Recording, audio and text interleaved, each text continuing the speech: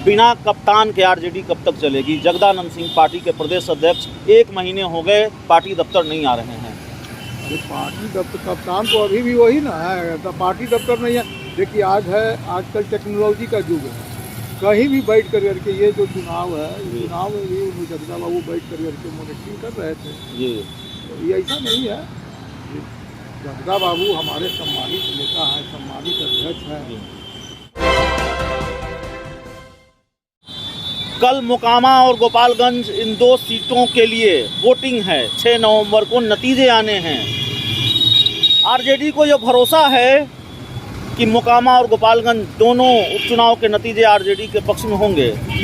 कितना भरोसा है और कितना कॉन्फिडेंस लेवल हाई है आरजेडी का, इसका अंदाज़ा इस बात से लगा लीजिए कि उपचुनाव की वोटिंग से पहले ही आरजेडी की तस्वीर बदल गई है, आरजेडी दफ्तर की तस्वीर बदल गई है। बैनर और पोस्टरों से पाट दिया गया है। एक बड़ी होर्डिंग लगाई गई है, एक ही लक्ष्य, एक ही विचार, राष्ट्र का गौरव, बने बिहार।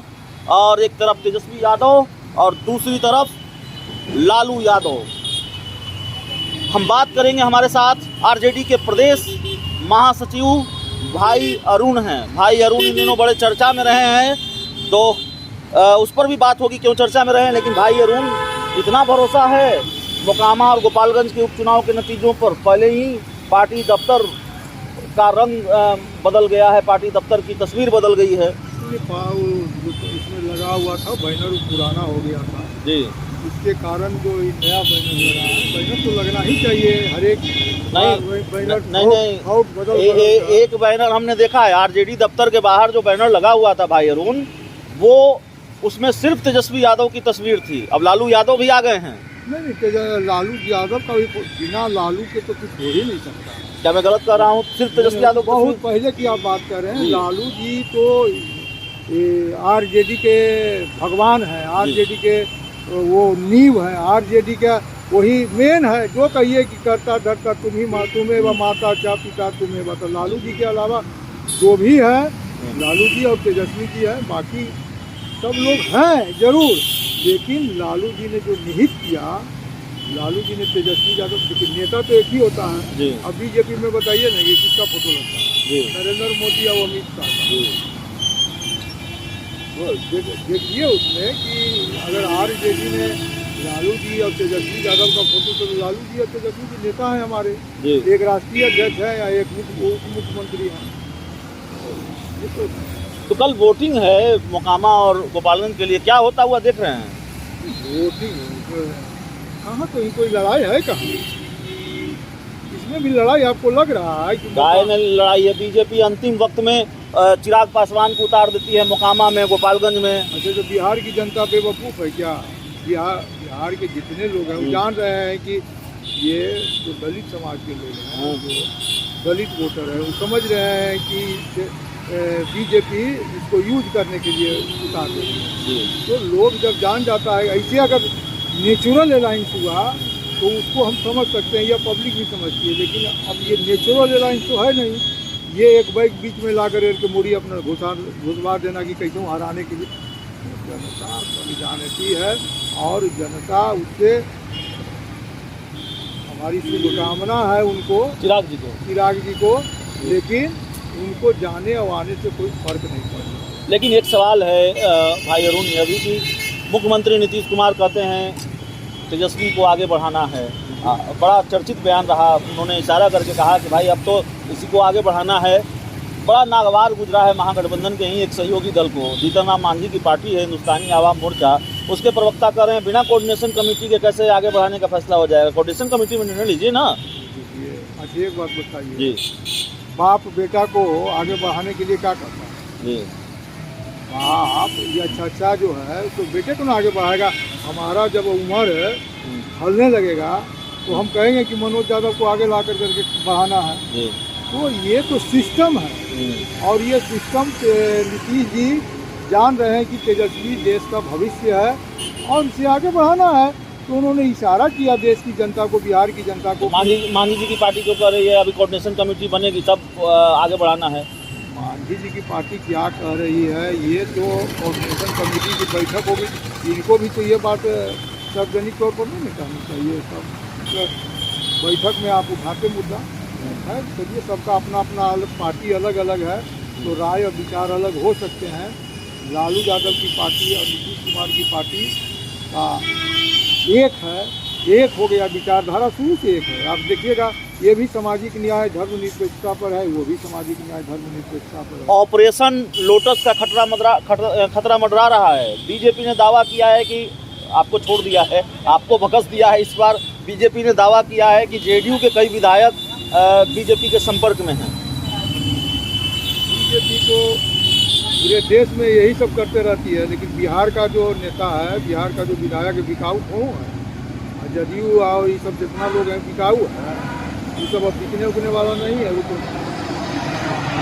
तो माल बांटने से क्या हो जाएगा कि अब बिहार के लोगों को खरीद लीजिएगा क्या? बिहार के लोगों को खरीदने की ताकत बीजेपी में नहीं है। एक आखिरी सवाल है, बिना कप्तान के आरजेडी कब तक चलेगी? जगदानंद सिंह पार्टी के प्रदेश अध्यक्ष 1 महीने हो गए पार्टी दफ्तर नहीं आ रहे हैं।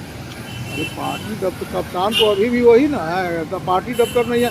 देखिए आज है, आजकल टेक्नोलॉजी का युग है, कहीं भी बैठ कर करके ये जो चुनाव है, चुनाव में भी जगदा बाबू बैठ कर करके मॉनिटरिंग कर रहे थे जी। तो ये ऐसा नहीं है, जगदा बाबू हमारे सम्मानित नेता हैं, सम्मानित अध्यक्ष हैं, है ना। जब तक पार्टी नया अध्यक्ष नहीं बनाती है, तब तक आप कैसे कह सकते हैं कि नहीं वो देख रहे हैं काम? वो काम देख रहे हैं। अब यहाँ से नहीं देखें, वहाँ से देख रहे हैं, वहाँ से नहीं देखें, वहाँ से देखें, लेकिन वो नया अध्यक्ष कब तक, नए अध्यक्ष का ऐलान कब तक हो ये तो लालू जी का बैठा है। जगदा बाबू अभी इस्तीफा दिए हैं क्या कि नया अध्यक्ष बनेगा? कोई नहीं आ रहे हैं। इतनी लंबी छुट्टी वो नहीं लेते थे। भाई तबीयत ज़्यादा खराब कोई होता नहीं है, तबीयत मानिए तबीयत खराब था उनका, हम लोग जान रहे हैं कि उनका तबीयत खराब था। और वो उनका उनका उम्र 82 बरस 80 बरस 82 बरस है, तो हमारा उम्र जब 50 और 52-53 बरस है, तो महीना में एक बार तबीयत खराब हो जाता है। आज भी आपसे बात कर रहे हैं तो तबीयत पूरा ठीक नहीं है, देख रहे होंगे कि हमारा आवाज़ उतना ठीक ढंग से नहीं निकल रहा। नहीं, बिल्कुल बुलंद आवाज़ रहती है आपकी। तो हमारी तबीयत बुखार लग गया था, बुखार लगने के बाद एक जो मेरा हमने आखिरी सवाल आपसे जानना चाहेंगे। भाई वीरेंद्र जी, माफ कीजिएगा भाई अरुण जी, हो सकता है हमारी जानकारी में थोड़ी कोई कमी हो, लेकिन जो मेरी समझ है, मोकामा भी मैं गया हूँ, गोपालगंज में नहीं गया हूँ, मोकामा कई बार गया हूँ। नामांकन के वक्त भी, नीलम देवी के नामांकन के वक्त भी मैं गया, और बाकी दिनों में भी गया। कांग्रेस ने प्रचार से दूरी बनाकर रखी है, ये मैंने ऑब्जर्व किया है, ये मैंने देखा है कि कांग्रेस के नेता नामांकन के वक्त भी नहीं थे, प्रचार के दौरान भी मुझे कहीं नहीं दिखे। इसको कैसे देख रहे हैं? यहाँ तो सब दलीय जो हम लोग का जो बैठक हुआ था उसमें कांग्रेस भी आई थी। और आप टिकट बंटवारे की बात कर रहे हैं, तो आप उम्मीदवार के नाम के ऐलान के दिन की बात कर रहे हैं। उसके बाद भी कांग्रेस के नेता जो थे वो सब जगह, तो दोनों जगह गए हैं, लिस्ट बना है और लिस्ट के अनुसार सब लोग। आज ये है कि कौन आप किसका लिस्ट बनाए, जो पार्टी लिस्ट बनाई कि किसको किसको भेजा जाए वहाँ, जिसको पार्टी समझी कि इसको जाने से वहाँ फ़ायदा हो जाएगा, वहाँ भेजा है लोग। अब जहाँ मान लिया कि जहाँ काम है मुस्लिम का, वहाँ आप भेज दीजिएगा ब्राह्मण को, तो नहीं ना काम चलेगा।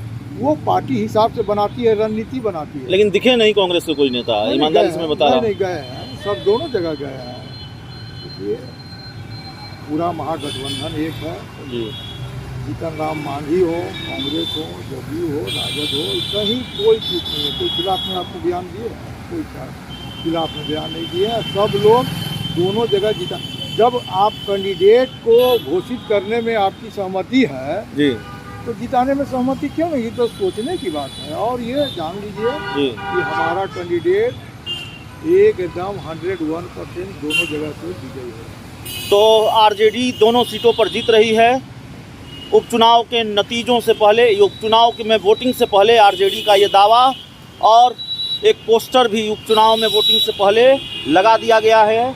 एक ही लक्ष्य, एक विचार, राष्ट्र का गौरव बने बिहार। तो पोस्टर पर भी बात, उपचुनाव को लेकर भी बातचीत, और कई दूसरे राजनीतिक सवालों पर भी बातचीत बिना कैप्टन के आरजेडी चल रही है। जगदानंद सिंह 1 महीने से पार्टी दफ्तर नहीं आ रहे हैं। पार्टी के जो महासचिव हैं भाई अरुण, उनसे हमारी बातचीत इस विषय को लेकर। बहुत बहुत धन्यवाद।